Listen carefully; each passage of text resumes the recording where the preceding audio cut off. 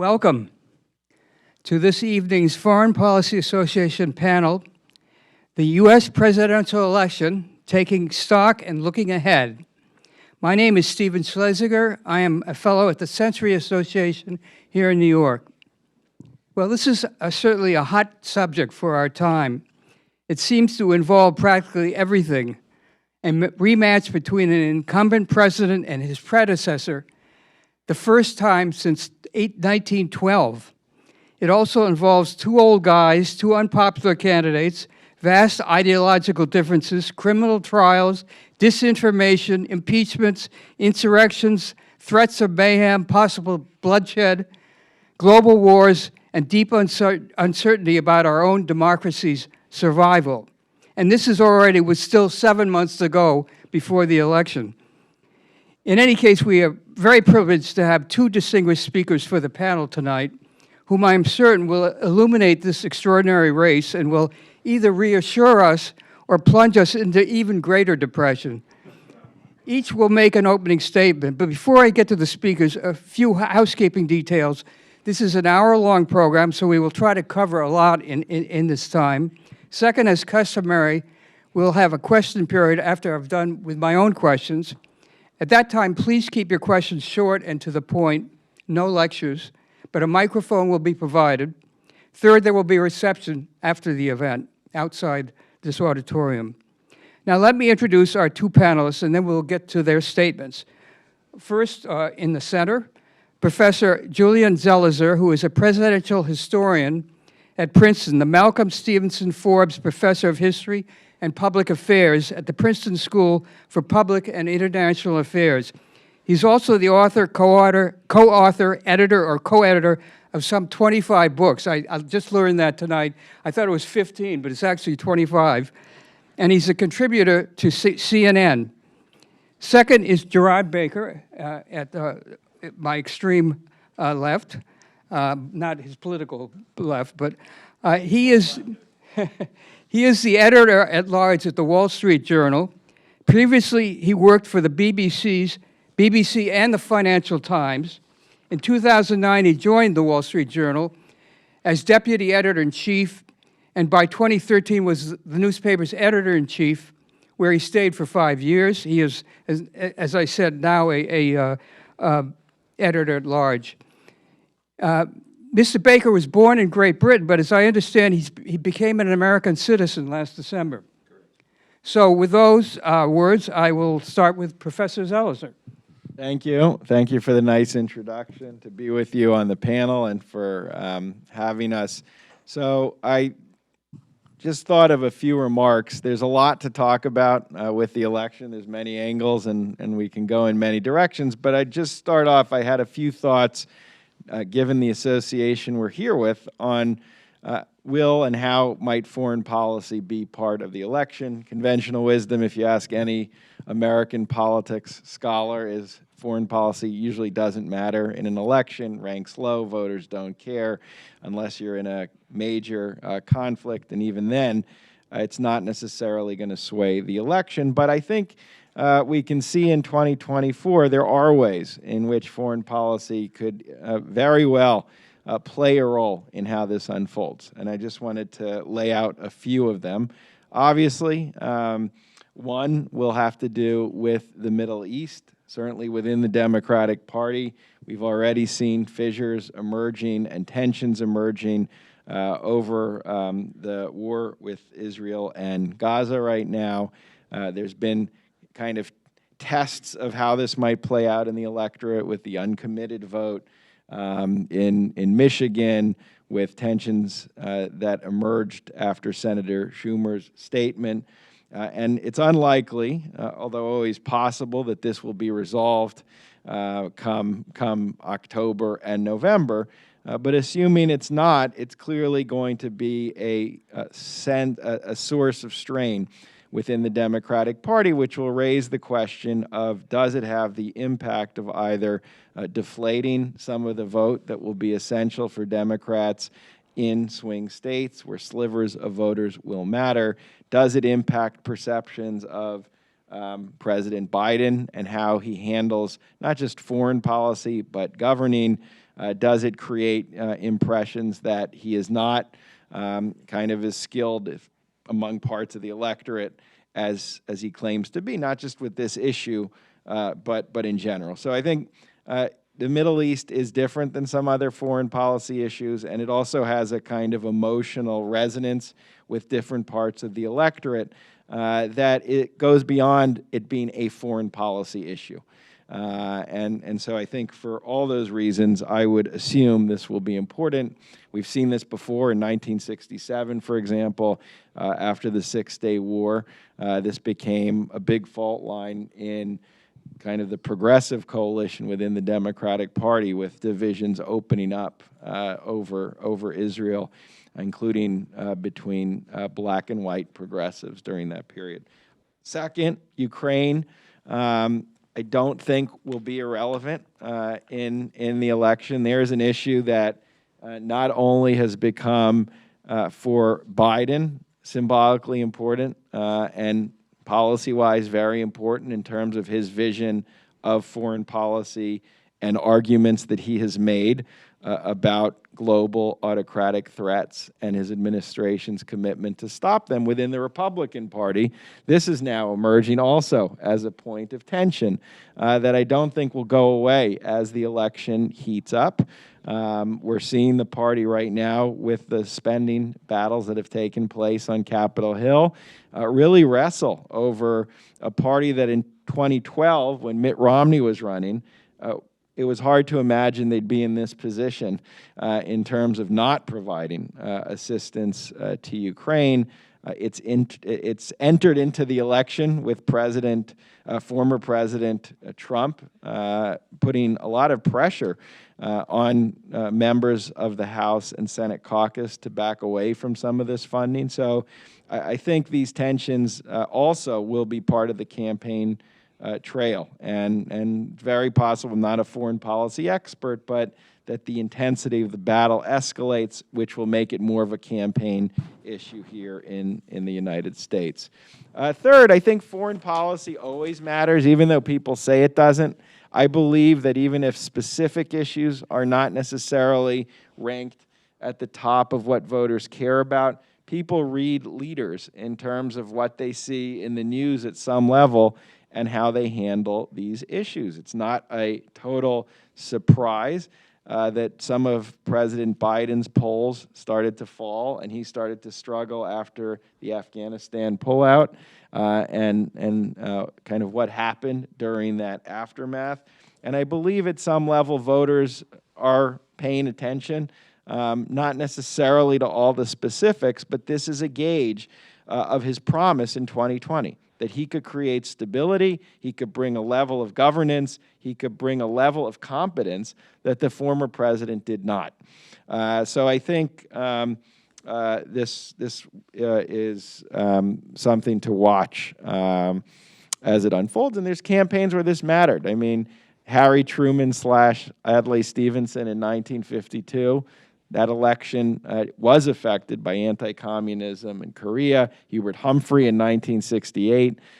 Vietnam was front and center in the problems that he faced. And I don't imagine this is an election that escapes those kinds of pressures, even if we're not in a ground war, even if the magnitude is not as great as it was. We live in a different era in terms of information and news that will keep putting these questions on the campaign trail. And finally, I think foreign policy is creating instability in an already unstable election, and that will put pressure on both candidates. I think you just outlined a kind of million reasons why this is an unusual election, and there's a lot of uncertainty in terms of how this will unfold. And we have very dynamic events happening both in the Middle East and Ukraine, and who knows where else, that will continue to alter and change the tenor of the campaign.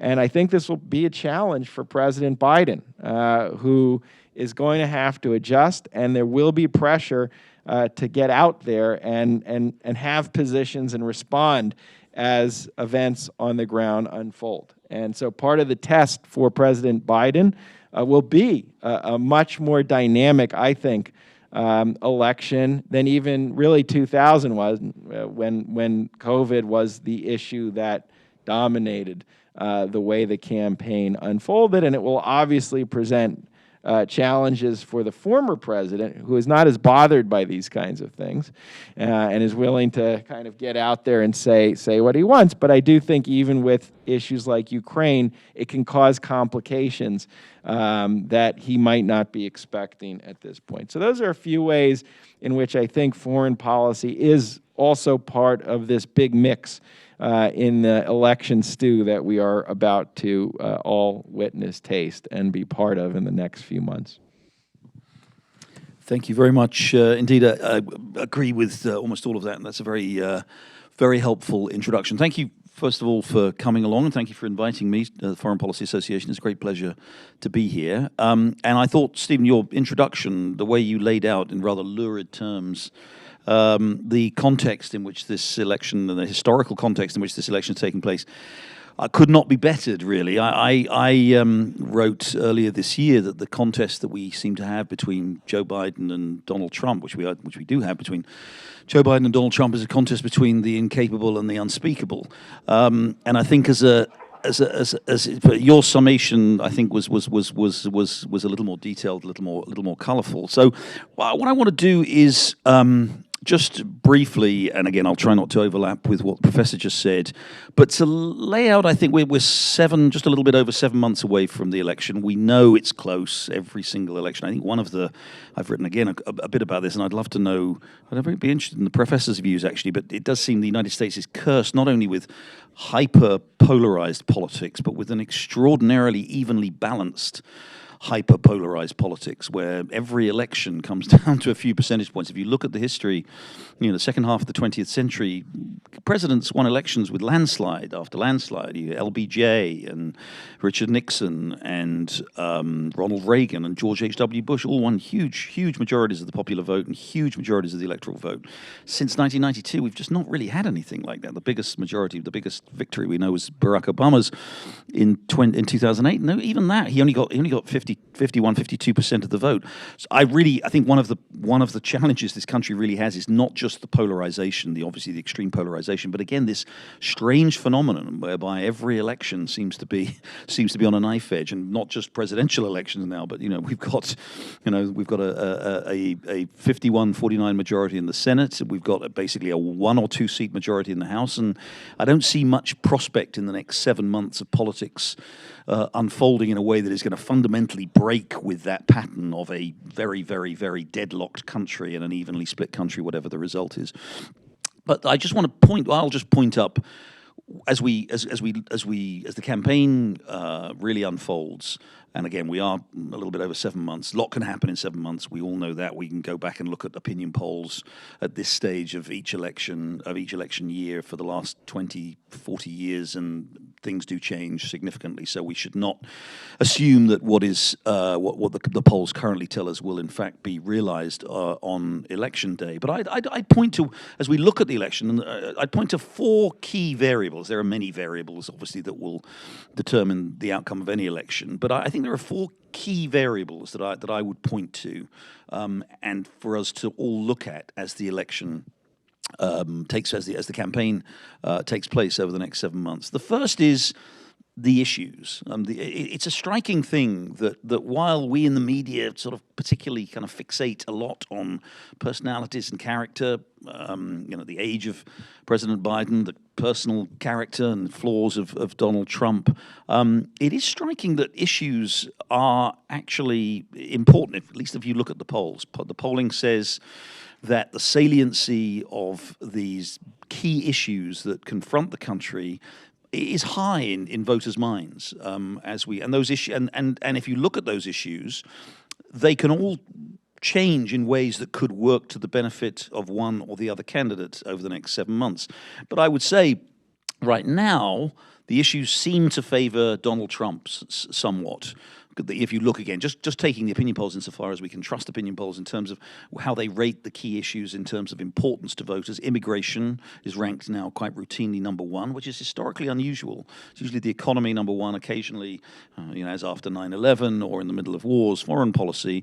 But right now, immigration is number one, and I don't think there's much doubt that if you look at the polls, that Joe Biden gets very low marks on immigration, and that is a real problem for him, and I don't see that fundamentally changing in the next 6 or 7 months. The second big issue is obviously the economy, and while this debate goes on about how strong the U.S. economy is, growth is strong, unemployment is still relatively low, people still do give Joe Biden low marks on the economy because of inflation, particularly because of the increase in the price level over the last 3 years. And now that could change because we could continue to see price inflation moderate. We could see more focus on the positive parts of the economy. Unemployment could continue to stay low. Interest rates could come down over the next 6 months, which will help. But that's the second big issue. And I think which merits watching. And the third big issue is, and I won't dwell on it because the professor's just outlined it admirably, but are the foreign policy questions and what happens in the Middle East in particular. And I'll come on to some other related issues later in my opening remarks. But obviously what happens in Ukraine, and God forbid, should something else happen or these conflicts escalate. And I think there we'd have to see. I don't know what the implications would be politically. When you have a foreign policy crisis, there does historically tend to be a kind of a rallying around the president. Again, it's hard to know whether that would happen this time. But so I think the issues are the first basket of topics that I would say are going to be critical in determining the outcome of the election. The second is the character issue, is the personality issue. Obviously, I think it matters. It always matters. We know that in every single presidential election. Sometimes it does seem to trump issues and other factors. This time it obviously is extremely important because you have on the one hand the oldest incumbent president running for re-election we've ever had, and with, again, we can talk about it, but with some obvious frailties, and he will be 86 at the end of his next term. Remarkable numbers of people responding to opinion polls believe he's too old to be president, shouldn't be running for president, including very large numbers of Democrats. So the Biden's age is clearly going to be an issue. Should there be some new evidence of his frailty, of cognitive issues or anything like that, that could be very problematic for him. And I think that's something that we have to weigh up. But you've got age on the one hand and a very old president on the other hand versus a man of significant character, not to mention legal and other problems on the other in the form of Donald Trump. And how that plays out, obviously how these legal cases play out, I think on the whole so far, these cases have rather served to help Donald Trump. Certainly in the Republican primary, I think they've created, whether you agree with it or not, a sense among Republicans that the president has been persecuted by political enemies. But whether or not that actually plays with the wider electorate, I don't know. The evidence, the polling evidence continues to be a significant number of voters say if Donald Trump is convicted in any of these criminal cases, that would make them significantly less likely to vote for him. We'll have to see. We don't know. We don't know whether we'll ever get to a conviction we'll ever get even to a trial before the election. And B, we don't know even if we did what the result would be. But that interplay between Biden's principal weakness, his age, and Trump's principal weakness, which is the whole panoply of legal and January 6th and characteriological issues that bedevil and trail Donald Trump wherever he goes. That's, I think, the second key variable, and how those factors interplay is going to be a second key variable in the determining the outcome of the election. The third is, and I think this may or may not loom large. I think it does loom larger than it has in the recent past, and that is the prospect of a third-party candidate, or let's say of a candidate from other than the two main parties.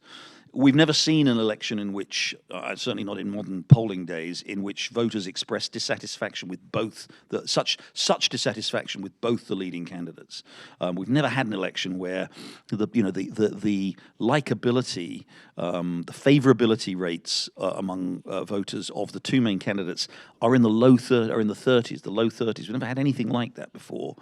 This is the election, as various people have said, this is the election that kind of everybody expected and very few people actually wanted. And that does, I think, lay the groundwork for the possibility of a third-party candidate. We've already seen, obviously, Robert F. Kennedy Jr., who does seem to be gaining some traction right now, just announced his running mate actually today. Polling in the 10 to 15% range. Does look like he'll get ballot access probably in most states. But I'm not.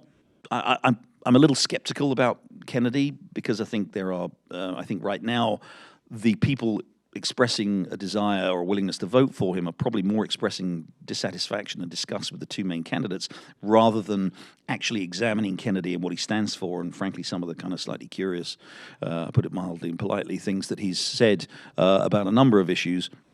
I think if he did get more scrutiny, I'm not sure his vote would hold up. The question, though, is, would there be another candidate, a third? We're all familiar with the no labels movement and this attempt to get a non-partisan candidate to run and to come through the middle. I know there's a view among some pollsters that candidate would have a very strong possibility. People talked about Joe Manchin for a while, Senator Joe Manchin. He's not going to do it. People thought maybe Nikki Haley, when she lost the Republican nomination, that she would be a strong candidate, and the polling indicates she would. Kristen Sinema, the Democrat, formerly Democrat, now independent senator from Arizona, who has announced she's standing down. There are names out there, and she's also said she won't run, but there are names out there, and there are at least one can conceive of, we're getting quite close now, and will be issues of ballot access and things like that, but there are still people out there who I think would be able to command a significant share of the vote. And remember, don't ever forget, and I was here, not living here, but I came and covered the 1992 presidential election when Ross Perot ended up with 20% of the vote. He had been running in that summer before he initially pulled out. You'll recall he pulled out of that campaign after some rather odd remarks that he'd made.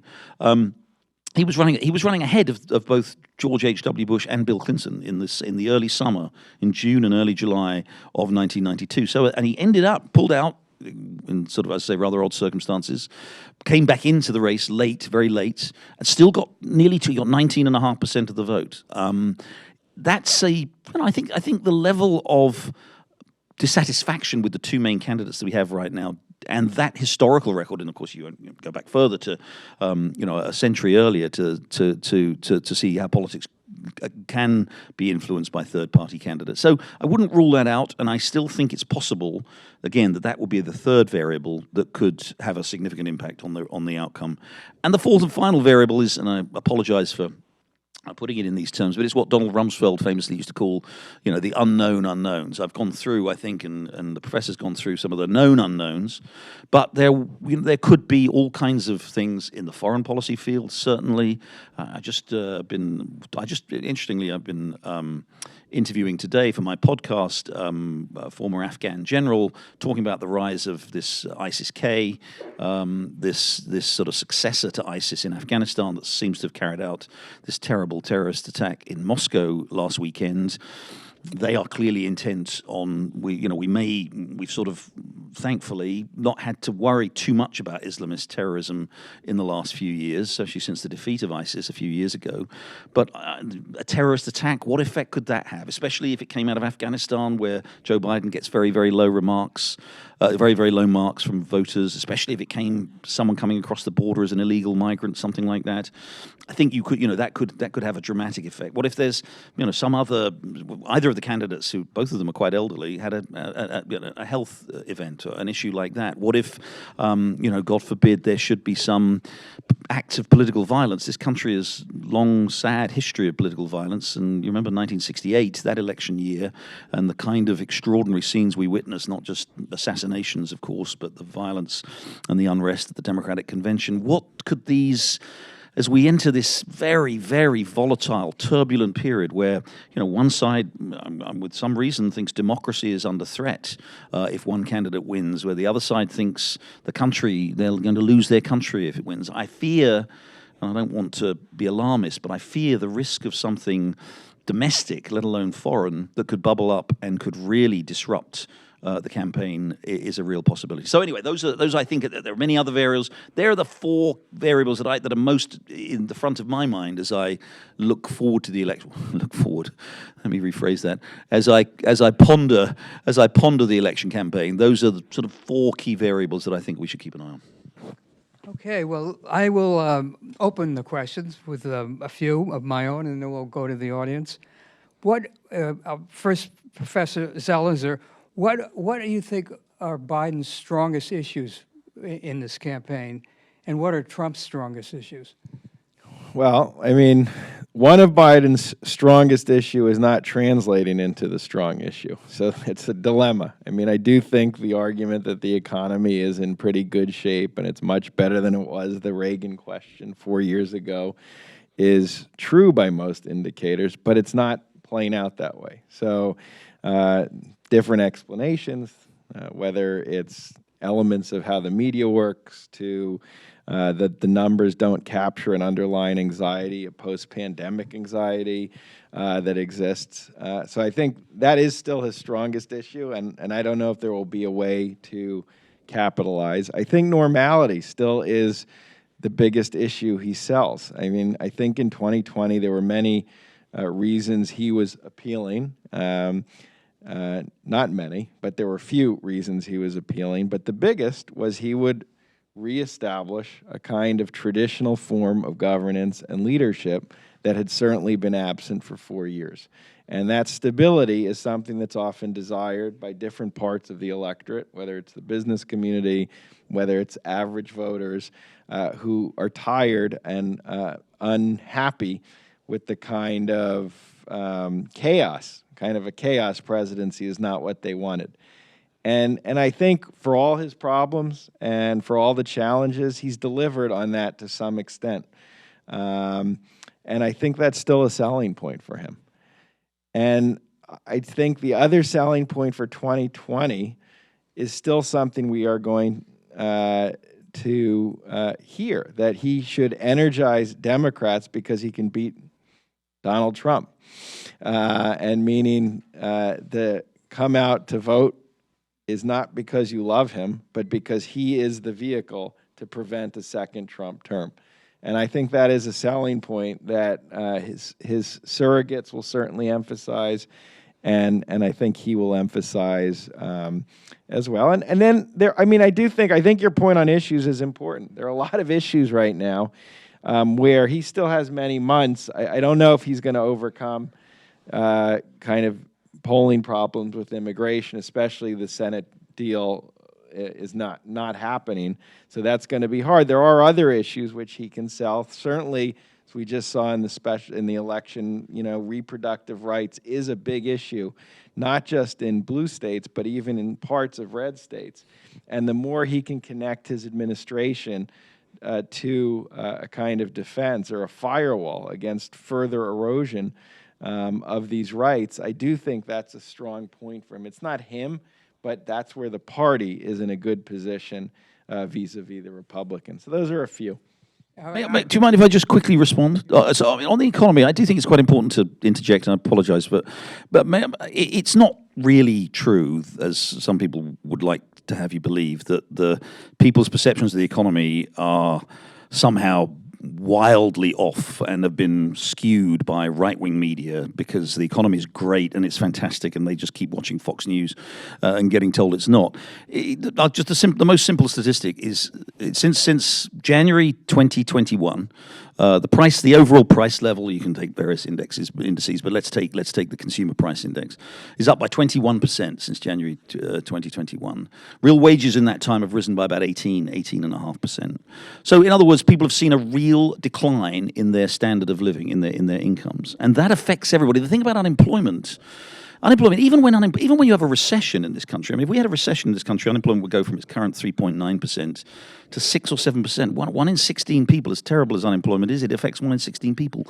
When prices go up, when people walk into the supermarket and see, as I did the other day, a half gallon of milk for $9.50, they're not stupid. They're not sort of not seeing reality. They are seeing reality, and they are seeing that prices have gone up and that their income has not gone up by as much. So that's, I think it is, and the Biden people keep deluding themselves with this talk that, it's all a fault of the right-wing media for telling people things aren't good. You can't, that's a line about, are you going to believe me or your lying eyes?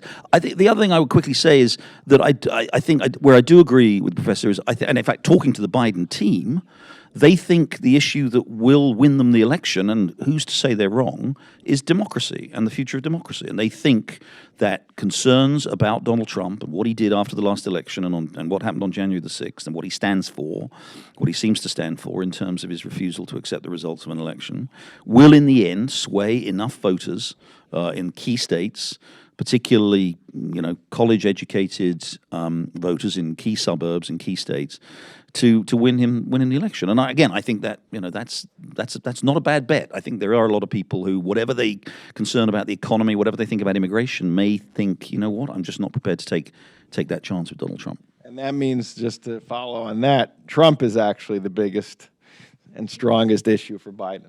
It's Trump. And the more that he is front and center, and the more these concerns are front and center, at least the Biden team thinks, and with reason, that's the best kind of foundation for a successful campaign. All right, now we've talked about Biden's strongest issues. How about Trump's strongest issues?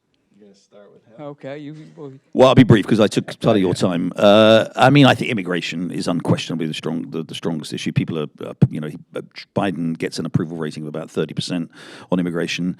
And Trump only has to say things that, there have been, the estimates vary, but even at an absolute minimum, the number of illegal border crossings that there have been since Joe Biden became president just over 3 years ago is at least 7 or 8 million, could be as high as 11 or 12 million.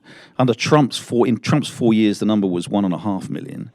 And that's just going to be, and again, I'm not going to get into an argument about the merits of immigration or, everything. He's just going to be able to hammer that message and say, I took care of the border. I kept the country safe in the process. I kept, the economy. You talk about the economy too. The economy's strong, but and under Joe Biden, the border is out of control. And he's made these, he made decisions on day one when he came into office, which essentially opened the border up, and there hasn't been a proper enforcement of it.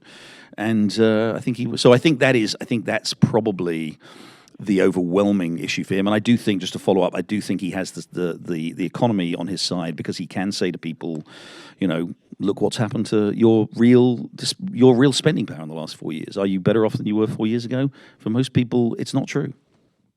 I'd say, certainly immigration is, I wouldn't disagree, at least as an issue.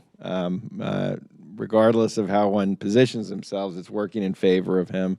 I think rage. I think he plays to some of the rage in the electorate, and there is an anger, and he's good at tapping into that. And that's not new to him, but I think he does it effectively. And if he connects a sense of chaos that he argues exists in the world, whether it's because of the border, whether it's because of overseas, and he's the guy who's going to get angry for you, I think that's an asset of his. And I do think his ability to kind of understand and work within the modern media matters. He's very good at it. He understands elements of it.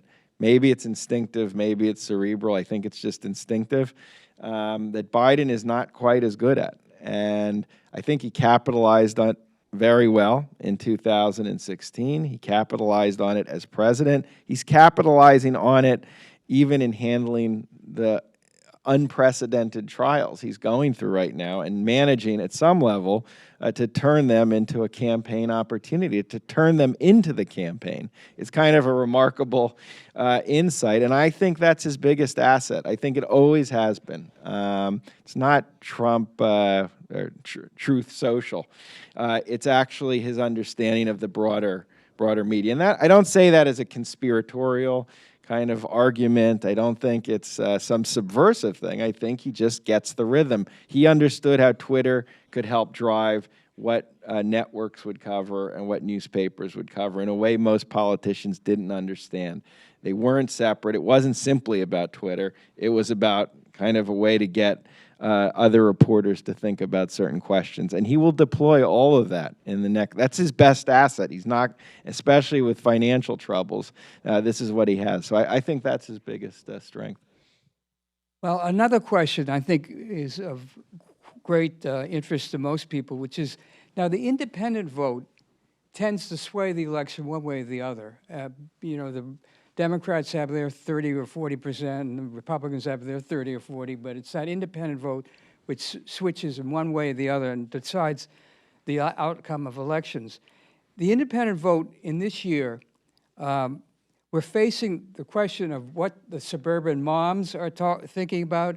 Where are the Nikki Haley voters going? How about all those wavering Democrats, both on the left and conservative part of the party, in terms of Biden, and also the so-called double haters, who those people who don't like either one, but they may in the end decide where they're going to go in the final days. Any comment on that? I'll start with Gerard. Well, I sorry to be sort of captious again, but independents are important. It's true, but actually they may not necessarily be as important as be the ability to turn out your own voters, and that's been absolutely critical. That was huge in 2020 for Joe Biden. It was independents, in a relatively close election, but it was important that he was able to do that.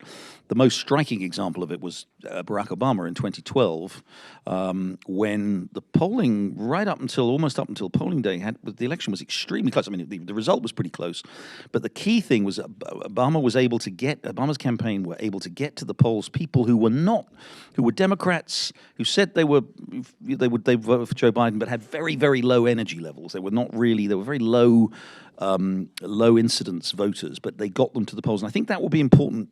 Again, Stephen, this year, I think the extent to which turnout, we had massive turnout in 2020, obviously particularly because of the special conditions that were allowed during the pandemic. We're going to have very similar conditions, I think, for early voting, mail-in voting, absentee voting, all that kind of stuff. So I think getting your own vote out is as important as the independents. On the question of independence, I think that right now the polling shows two really interesting things, actually. One is the number of people identifying as independents is much higher.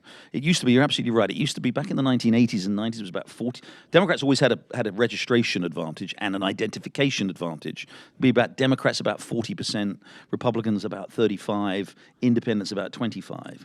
It's now something like 35 Democrats, 30 Republicans, and about 33, 34 independents. So the number of people identifying as independents, oddly enough, in an age when we become much more polarized, has greater. The question is, what do they, do they vote? And a lot of them don't, because they're just not energized to vote. They vote in fewer numbers than people who identify themselves as voting as with one of the two main parties. And then the question is, who do they vote? Right now, the polling does show that Trump has an advantage among independents. He does depend on which poll you look at. There was a poll last week which gave Trump a 5-point overall lead. Among independents, he was leading by 16 points, 43 to 27. And again, that's primarily because of the issues. They all cite immigration, economy, the state of the world, state of defense, and that kind of stuff. So I think that's going to be as important. Or my only point is, it's going to be as important determining which of the two main candidates is able to drive their vote out. And secondly, then independents, and who do independents go for? And are they more influenced by issues, or are they more influenced by the character question? And I think that's right now they seem to be favoring Trump, but we're 6 months away, things could change.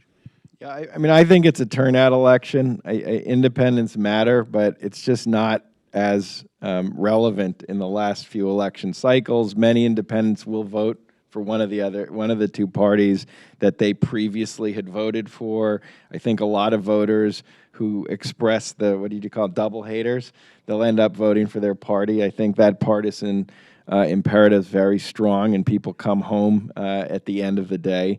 That's what happened in 2016, and it was, there was endless talk about would Republicans defect to Hillary Clinton, like in a Goldwater kind of election. It just doesn't happen anymore. So I think kind of driving up the vote is really the issue. I don't know if the third party is kind of the most interesting part, because that can affect that vote, either by dampening vote or kind of peeling away turnout voters to this third party. And is there going to be another candidate?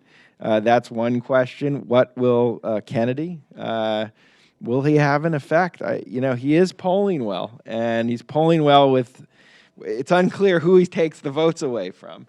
If you hear him enough, and you put aside the vaccine issues, he's pretty liberal in terms of kind of his rhetoric, and even his vaccination arguments are connected to a more liberal argument about that. So I could imagine him peeling away votes in states like Michigan with younger voters that are going to be important. So I think the third party in some ways might end up having a bigger effect than independents.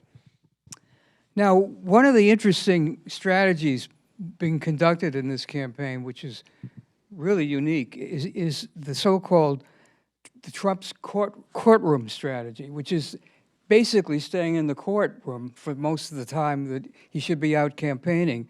Now, that seemed to have worked for him in the Republican primaries.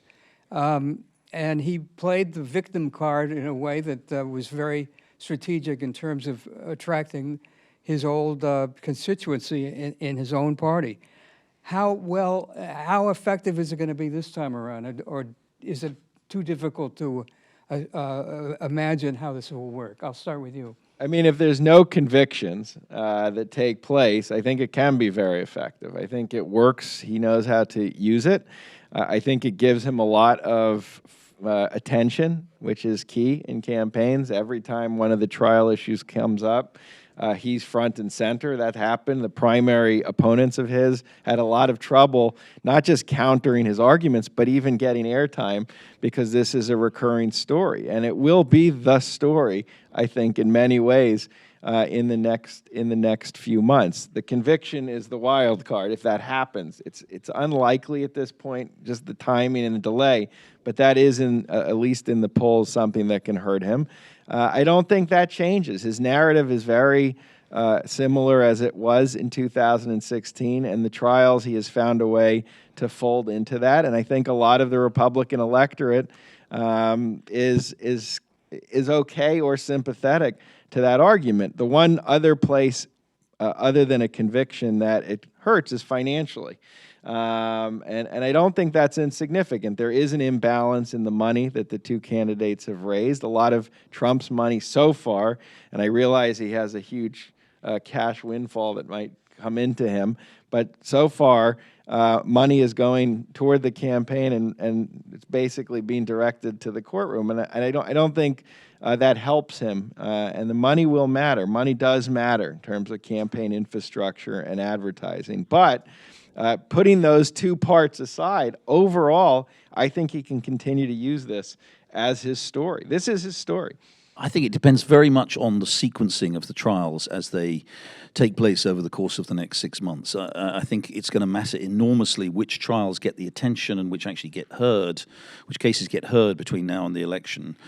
Setting aside the civil case and the defamation case here in New York, ranking the criminal cases that he faces, the 4 of them broadly, in kind of order of what I think I'll politely call credibility as like real, real evidence of serious criminal activity.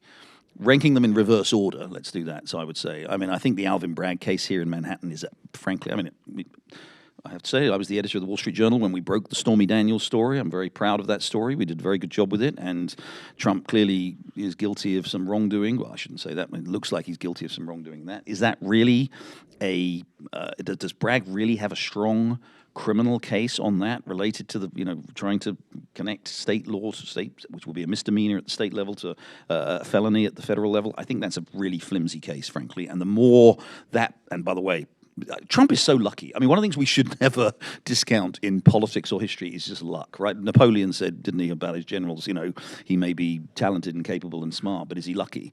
Trump is just lucky. And it looks like that case, the Alvin Bragg case, is supposed to start on April the 15th, I think it is.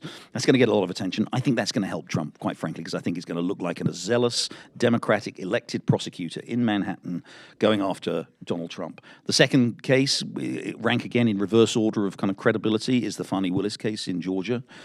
She's got problems. We've seen that drama play out over the last month. She's got problems. They may get to trial in that case, but her credibility has been quite badly damaged. And again, that's the other big case. The other case, criminal case, that is likely to be at least probably going to be heard.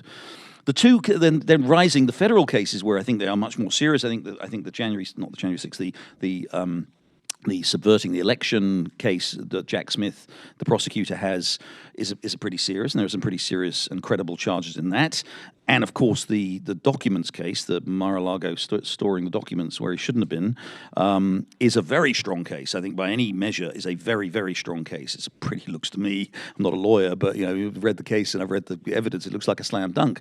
But again, to Trump's luck, it's quite possible those cases aren't really because of the Supreme Court action, because the Supreme Court's going to hear the immunity case, and there's another case related to these cases. They might not come up. So what we might have between now and November are two relatively weak cases in which a lot of the public will say, I don't really like this. I don't like the spectacle of Democratic elected prosecutors going after the Republican. And the two federal cases, which I think are much stronger, just may not even be heard, or may not be heard until right at the end of the campaign. So it's going to depend on the sequencing. It's going to depend on the Supreme Court's decision. But I think it could continue to redound to Trump's benefit.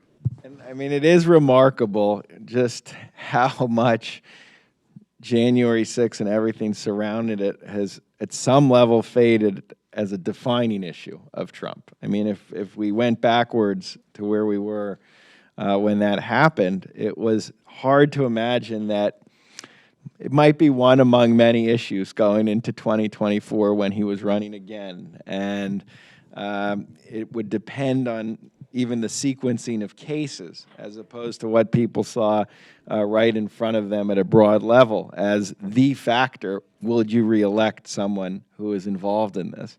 But he has managed to do it. And I don't know if, I'm not convinced, the cases will resuscitate that politically in a way that really undercuts his candidacy, as opposed to some of these other questions.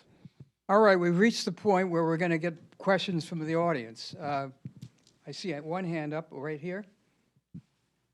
A two-part question. The first is, when Trump was president, he advertised, as you all said, that he's very good at doing, the stock market being at record highs. And so you can always take economic data any which way. But the fact of the matter is the stock markets are all saying Biden's the best president in history because they're way, way up and at the top of the range. So if you comment on that. The second point is that it seems to me 45 states are more or less irrelevant. Nobody gives a hoot about them. They don't matter. They always go the same way, and they just balance each other off. And it's really an election about 5 states, and nobody's commented on that. And so I'd like your thoughts on the only states that really matter rather than 50 states, most of which nobody gives a hoot about. I mean, on the stock market, frankly, it almost never factors. I mean, if it comes at a time of extraordinary economic boom, like the 1980s, when you're genuinely having an economic boom, the 80s and the 90s were both good examples of that. It really benefited Reagan in the 80s, and then George H.W. Bush, and then Clinton in the 1990s, particularly the 96 election, when the economy was. But it was the economy that was so strong, and the economy was helping lift the market. If you get a situation like you have now, where again inflation, the price level is a real problem, and people are concerned about it. Interest rates are at their highest level in 25 years.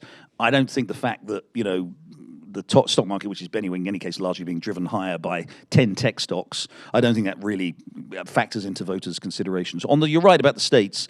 There are probably, and there are anywhere between 7 and maybe 9 states that really matter. You can sort of reel them off, Pennsylvania, Michigan, Wisconsin, Arizona, North Carolina, Georgia. I missed one, probably. I can't forgive me if I've forgotten. Those are the key states. And right now, that's... Well, one thing we haven't talked about is the inbuilt electoral college bias in favor of Republicans. Trump, as we know, lost the popular vote in 2016 by 2.5 percentage points. Much more than George W. Bush did in 2000. But he won a fairly solid electoral college majority. He could well win again. The numbers add up pretty well exactly like this. He could again lose the popular vote quite comfortably to Biden this time around, and still win the electoral college. And that's obviously because Democrats pile up huge numbers of votes in California, New York, because of the inbuilt bias towards states in the electoral college, because it's tied to the congressional representation, and they all get 2 senators. So the Republicans, it's a striking thing. We all know this. There's only once since 1988 has a Republican won the popular vote in a presidential election in the United States, and yet on three of three occasions they've won the electoral college vote, and so that could happen again. And so that's why those states are particularly important this time, because, yeah, as you say, it doesn't really matter what happens here in New York. We know they're going to, Democrats, Biden's going to win New York, and we know he's going to win California. But those states, right now, all the polling indicates that Trump has a small lead in pretty well all of those states. There was a poll out today, actually, which sort of tipped that Michigan, maybe not. Biden may have a lead in Michigan, but pretty well everywhere else, currently Trump is leading. But again, we're 6 months out. That could change. Yeah, I mean, and they're narrow leads. So the point, which gets back to the turnout, is that this was the mistake of 2016 for a lot of analysts, not seeing that a narrow lead can go either way, as opposed to it being solid. And I think it is worth remembering that Trump lost in 2020, but he did pretty well given the circumstances in some of these states where small numbers could have flipped this election. And again, context matters. This was in the middle of a pandemic, which many people felt was handled incredibly poorly. It was in the middle of really a lot of chaos, and yet, you know, he came close in some of these states. So now we're 4 years out. Biden's the incumbent. Biden will take a lot of heat in these places where Trump will not. And so I could imagine those states, and you named them all. I don't know if you said Pennsylvania too, but we won't know. And that's why this is a turnout election. And that's why polls right now, they're important. They give us a gauge. But what they're saying is this is close. And it's going to come down to those final weeks. Who has a better machine? This is where the money might be important. Who has a better turnout? Who has better canvassing? And who has the issues that energize people to say, I don't like the candidates, but by God, I'm not going to let the other party be in power because I want either stronger immigration or reproductive rights. Pick your issue. But that could be very important, I think. Nevada's the other state. By the way, since I became an American citizen, I've learned not to say Nevada. Any other questions? Yes. Not a question, it's a comment, which speakers and commentators are constantly talking about age. They could dilute that if they would bring out Benjamin Franklin was 84, Second World War, Adenauer, Churchill, Charles de Gaulle were all up there. It could dilute the fact of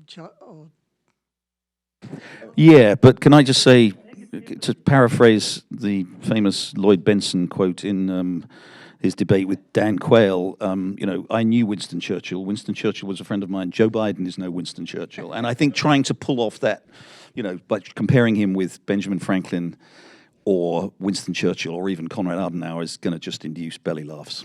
I mean, look, there's two parts. One is, do you agree that Biden, and the same with Trump, that the age matters? And I think there's some will argue that one or the two of them are more competent and less affected by age than some people suggest. Others would not. But the other, that is an issue. I mean, you can't get around. I don't think commentators going on air at this point saying Biden's, you know, not really hampered by age is going to fundamentally change. These perceptions have hardened, and they are out there. They're very real. And so I think the Biden campaign can't wish them away and really has to figure out a way to win despite them. And I'm not convinced it's coming from above. I think this is where voters are, for rightly or wrongly. I'm not saying rightly or wrongly, but they are out there and they're serious. It's a serious challenge that the Biden campaign has to face. You need the curveball. You need the curveball. It's constant. Like Trump, everything's a curveball. Well, the way he shows it, he has to show it. I mean, I do think that's it's not someone like either of us saying on air something contradicting that poll. In the end, he has now several months to be out there and to try to demonstrate through action that the age issue is illusory, it's not relevant, and that voters shouldn't consider. He's the only one who can do it. There's not a single pundit who will change perceptions as much as the president just disproving that on the campaign trail. But he'll have to go out. He'll have to be present. I think that's why concerns among Democrats that he's not have become important. He can't not be out there. Being out there in some ways is very important right now for The him. State of the Union address also helped him a lot, I think. Yes. Yeah, just to follow up on that, do you think there'll be a debate between Biden and Trump? And if so, what do you think the results of that will be? I would think they'd want to debate each other. I think, I don't know if that will happen. I would imagine that Trump will feel emboldened that he can kind of take him on, and it would give him an immense platform to spread his message. And I think he has a confidence. He's not nervous about debating. And I think Biden also, at some level, at least I don't know, he wants to be out there and he wants to respond to the kind of stuff that Trump is taking. But I might be wrong, and maybe Trump is going to say, I don't really need to do it. And as he did in the primaries, he'll avoid it and he'll just get his message out. I don't know which of the two would happen. I don't think either would win. I mean, I think there's a kind of illusion in some ways that we're in an older politics where things just don't swing anymore, meaning one side or another. So I imagine if there was a debate, maybe right after you'd have some strong preferences, but come a few days, everyone would be exactly where they were before.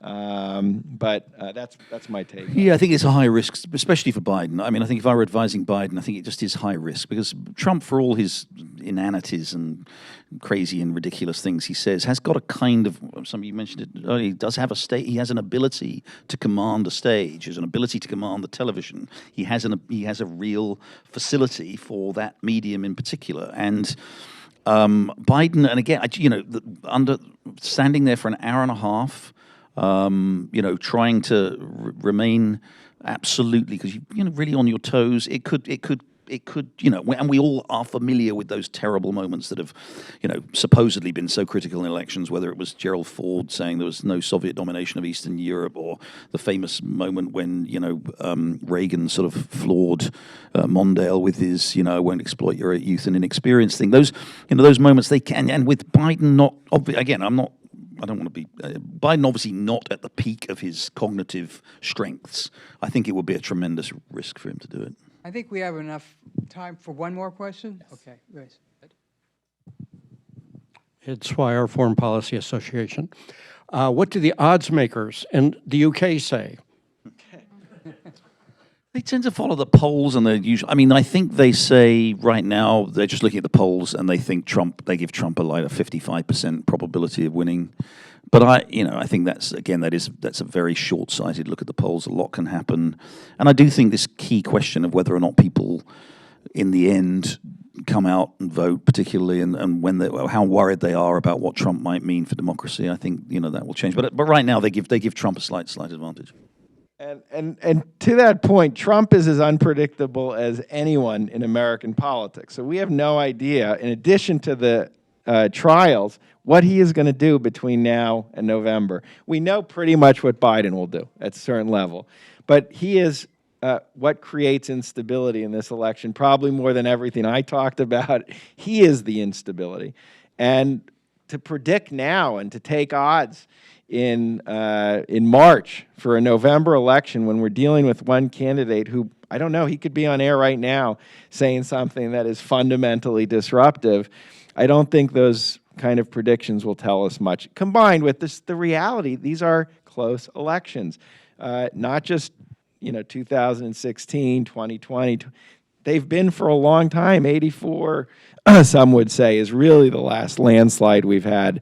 We had a little bit after, but it's a close election. It's an unpredictable candidate, and so taking odds, it's not that useful at this point. I want to sneak in one last question. If Trump loses, what will he do? Rage against the machine. I mean, he won't go down quietly, if that's what you mean. It's not hard to imagine a replay of 2020, but on steroids, because now kind of those arguments have seeped into a lot of the Republican electorate, and there is a predisposition to seeing the election is biased. That comes before his saying it. But I don't know. I always think in the end he really wants to be a media mogul. And now he has a huge company that would be much more fun for him. I hate to end on a dark note, but I agree with that. I don't think Trump will accept that he ever loses. But I also worry that even if Trump wins, there will be a large number of people in this country, and and I don't just mean the far left and activists. There'll be a large number of people who will not think that that's an illegitimate election. They think this is a man who engaged in insurrection against the United States, who somehow managed to wriggle out of his legal problems out because of help from the Supreme Court or delay or all these other kind of things. And I think there will certainly be an attempt, by a lot of Democrats not to certify his election. Remember, everybody always remembers January the 6th and how awful that was in 2021. It is always worth remembering that in 2004, when George W. Bush won re-election, a relatively small margin, 120 Democrats declined to certify his election in the House of Representatives that year. Now, thank God they didn't engage in insurrection. But I think, imagine that's what they did in 2004 with someone like George W. Bush over some bogus claims about voting machines in Ohio. What are they going to do with a man who's narrowly elected president, because it will be a close result, who may win again the Electoral College and lose the popular vote, who is, in their view, and in a lot of people's view, an insurrectionist who shouldn't be, should be disqualified under the 14th Amendment or whatever other, moral law you want to cite? I think it's going to be trouble either way. I think there's going to be a lot of people in this country, from elected officials down to, hardcore activists, who are not going to accept the result either way, on both sides, and I'm worried. Well, on that wonderful note, I want to thank our speakers. I think it's been a terrific evening, and I'm glad you all came tonight. Thank you.